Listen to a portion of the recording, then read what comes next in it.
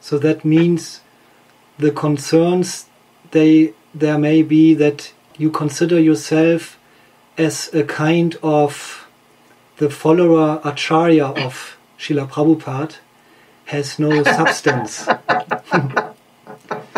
Okay. The way I put it is that there's acharya with a capital A and acharya with a small a. So when Prabhupada says that the acharyas are guiding the whole course of Vedic civilization, I will say it now. I'll say it to anyone that asks me. No, I'm not ISKCON's acharya. I'm not guiding the whole course of human civilization. On the other hand, Prabhupada did say many times that we should all be acharyas. You, me, and everyone should be an acharya, which simply means that you behave properly and teach people. Right. And so I understand also that because ISKCON for so many years has had to defend itself against what I call Gaudiya Vikings, these different groups that attack ISKCON, steal devotees, and just basically just cause trouble. Usually from the Gaudiya Mutt, not always. Also the Ritwik, silliness, and various things. So therefore, it's like after 9/11, America, it's like that attitude, if you're not with us, you're against us, and everyone is a potential enemy. And it's just now, after 9/11, which was 2001, it's really just now, like 11, 12, 13 years later, that even in America, people are starting to say, enough. In other words, we can't just go for the next 1,000 years like we're at war with everyone. And so people are tired of this, and the trauma is kind of wearing off. And so people want to go back to a normal life.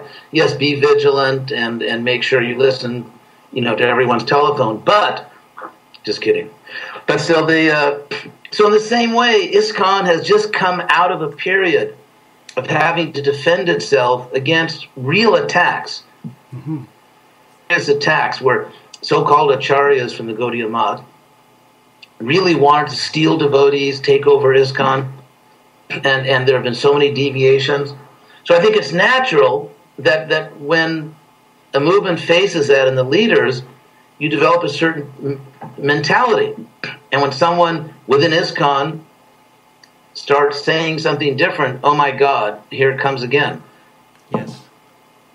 And so I think that the ISKCON's recent history explains some of the fear about what this is leading to. However, no, actually, I can say very openly to anyone who will just listen that I'm not the acharya, and actually I'm not qualified to be the acharya because I have to live with myself.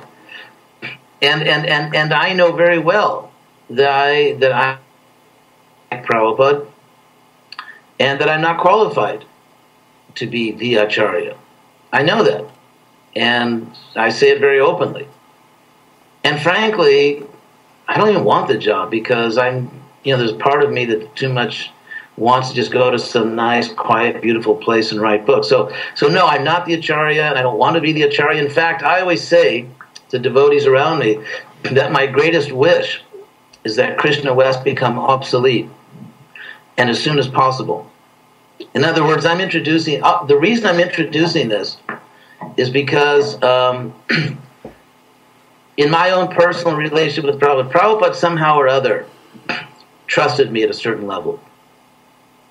And I'm saying these things, I hope, not out of pride, but just because there are things that really happened.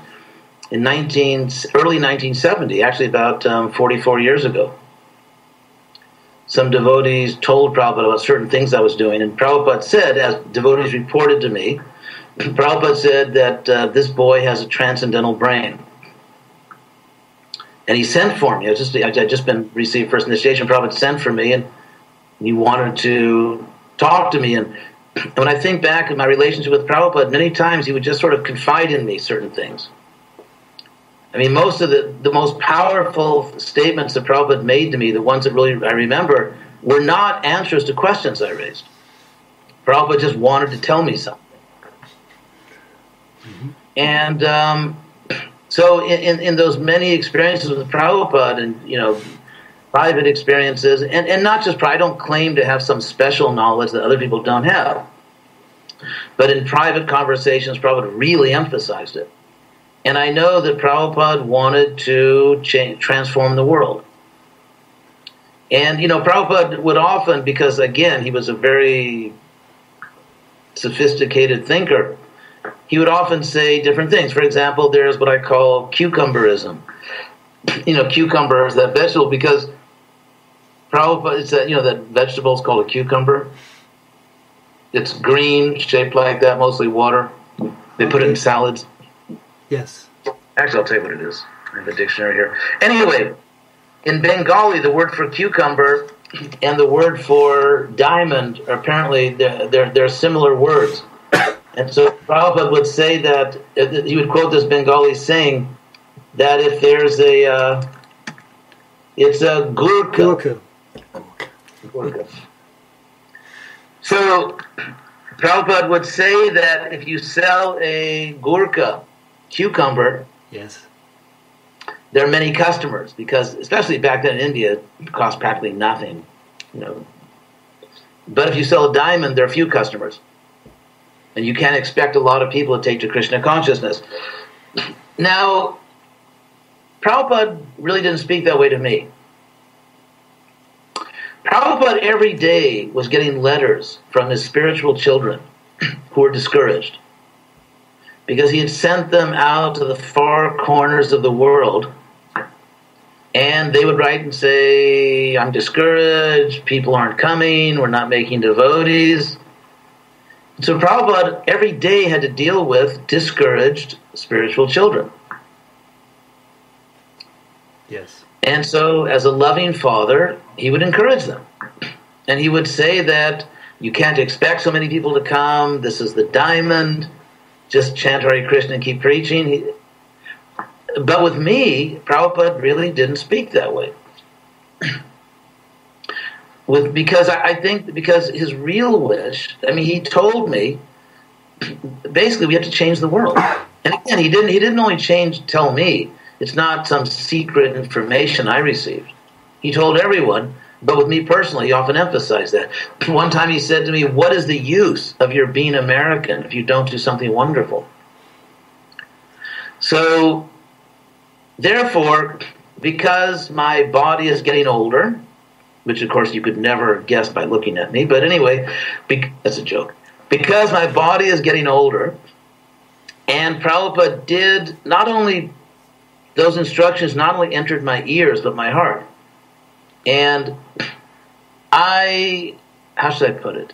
I understand and I respect those devotees who say, no, ISKCON's going well, there's no real problem. You know, we made 7 devotees last year. That's fine. I'm thinking in terms of 700 a year or 7,000. Mm-hmm. Not 7. So, but again, I respect those devotees. They're good devotees. They're sincere. Mm-hmm. And they love Prabhupada. They love Krishna. So I respect them. And they don't want to be discouraged. They don't want to hear the sky is falling. However, I received certain instructions from Prabhupada. And Prabhupada shared with me in a very intimate, powerful way what I know are his real wishes and dreams. Mm-hmm. And therefore, I cannot, as they say in good conscience, I cannot sit back and not try to do what I... For I have studied Prabhupada's teachings and studied history, studied religion, studied social science, and I've come up with a plan. I've come up with a plan within Prabhupada's instructions. Everything that I'm doing, Prabhupada directly authorized many times, actually, not once. So within Prabhupada's orders, and to try my best not as the acharya of ISKCON, but simply as one disciple of Prabhupada who, before he leaves this world, has to try.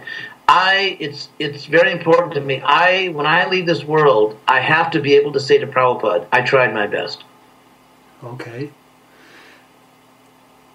One last thing I was going to say, and I forgot, now I'll say it.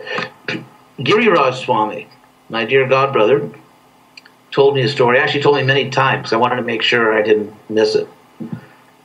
And which I think is extremely important. You may know the story that just before Prabhupada left this world, he sent his servant to call Giriraj in the middle of the night. So you know the story. So Giriraj went there, and it was a very dramatic moment. Probably he had to come and put his ear next to Prabhupada's lips to even hear what Prabhupada was saying. And Prabhupada said, when I am gone, will this movement go on? And Giriraj gave this sort of the standard answer. Yes, Prabhupada, we follow the principles and chant Hare Krishna. And Prabhupada directly indicated that actually, he said there must be intelligence and organization. So that's Krishna West. It's meant to be complementary in the sense to offer something to balance, so that our preservation and our adaptation are in balance. If you go too much to one side, I'm actually aware that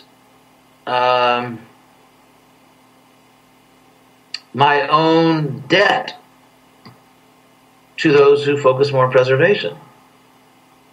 Because if there was a Krishna West and there was no traditional group, become out of balance. You could become unbalanced.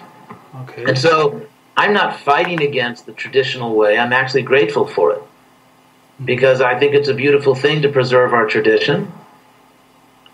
And I think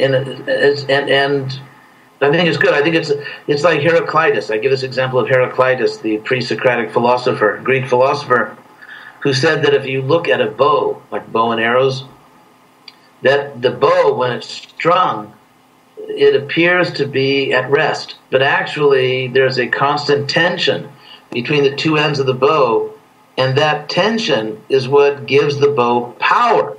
The power is coming from the tension. And so having a proper tension, not an unhealthy tension, but a healthy tension between preservation and adaptation, actually makes ISKCON more powerful. Okay. And so if you tie the string only at one end, there's no power. Mm-hmm. And so if there was only Krishna West, only adaptation. Yes. You can't merely adapt, you also have to preserve. And so I think what I'm asking the devotees to see is that at the present time, I believe there is a lack of balance. Mm-hmm. I'm trying to balance ISKCON, not change it. I'm trying to balance it.